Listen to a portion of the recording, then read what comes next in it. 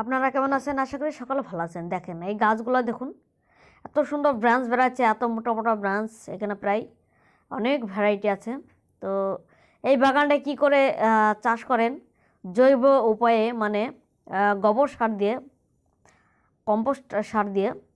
তো সম্পূর্ণ দেখার জন্য ভিডিওটা অনুরোধ করছি। আপনাদেরকে দেখানোর চেষ্টা করব যে গোবর সার বা কীভাবে তৈরি করে, কি দিয়ে।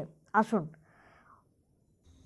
এই যে দেখছেন জৈব পদ্ধতিতে, হ্যাঁ, এগুলো এই যে অসংখ্য ছোট ছোট ব্যাকটেরিয়া দেখছেন, এগুলো জৈব ব্যাকটেরিয়া, এগুলো উপকারী ব্যাকটেরিয়া। এই যে অসংখ্য এই যে ব্যাকটেরিয়া, এই যে অসংখ্য ব্যাকটেরিয়া, এগুলো উপকারী ব্যাকটেরিয়া। আর মাটি ছাড়া কোনো মাটি নেই, হ্যাঁ, শুধু জৈব। হাত ঢুকালে, হ্যাঁ, হাত হাত হাত ঢুকালে চলে যাবে নিচে নিচে। এই দেখেন শুধু জৈব, হ্যাঁ, দেখছেন শুধু জৈব। হাত ঢুকালে দেখুন, টবের মধ্যে হাত ঢুকালে চলে যাবে, শুধু জৈব, শুধু জৈব, শুধু জৈব। অসংখ্য এই যে ছোট ছোট পোকা, ওই সাদা সাদা পোকা, এগুলো অসংখ্য জৈব উপহারে, হ্যাঁ। জীবা অমৃত যাকে বলে, আমি জীবা অমৃত ব্যবহার করি।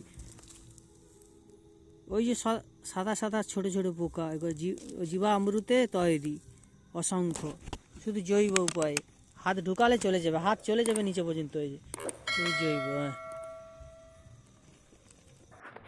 তো আপনারা দেখলেন কি গোবর সার ব্যবহার করে বা ইনারা নিজেরাই তৈরি করেন। তার কারণে এগুলো সব কাউ ড্যাঙ্ক, মানে গোবরের সার। তো এইভাবেই চাষ করছেন সাথী ফসল হিসাবে।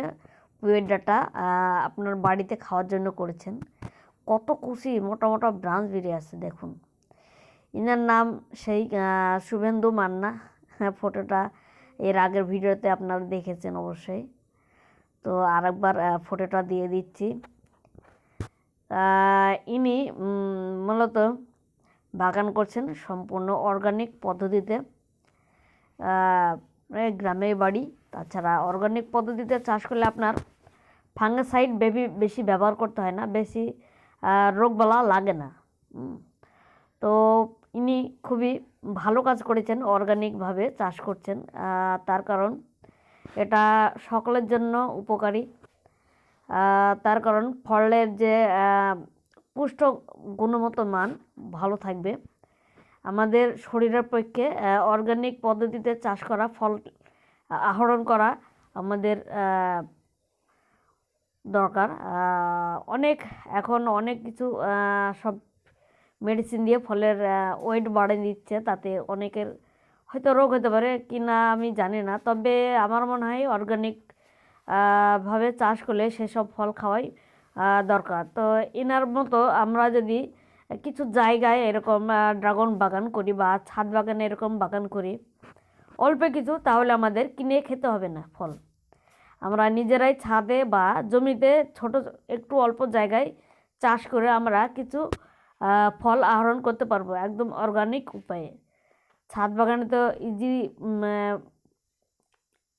সহজ পদ্ধতিতে আপনাদের চাষ করা হয়। যে কোনোভাবেই আপনার গোবর সার দিয়ে আমরা সহজভাবে চাষ করতে পারবো।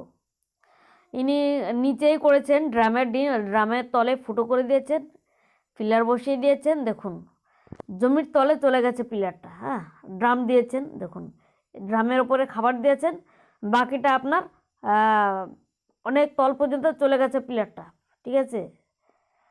তো সেই জন্য স্ট্যান্ড হয়ে দাঁড়িয়ে আছে এত বড়, মানে হেভি ভালো প্রসেসিং করেছেন ইনি, ভালো মানে বুদ্ধিমানের কাজ করেছেন। আর ডালগুলো বেশ সাইজের মোটা মোটা হয়েছে, তার কারণ ইনি সম্পূর্ণ জৈবভাবে চাষ করছেন, সেই জন্য এরকম ডালের মোটা মোটা ব্রাঞ্চ। তো ভিডিওটা দেখার জন্য আপনাদেরকে অসংখ্য ধন্যবাদ। লাইভ সাবস্ক্রাইব করে আমাদের পাশে থাকবেন।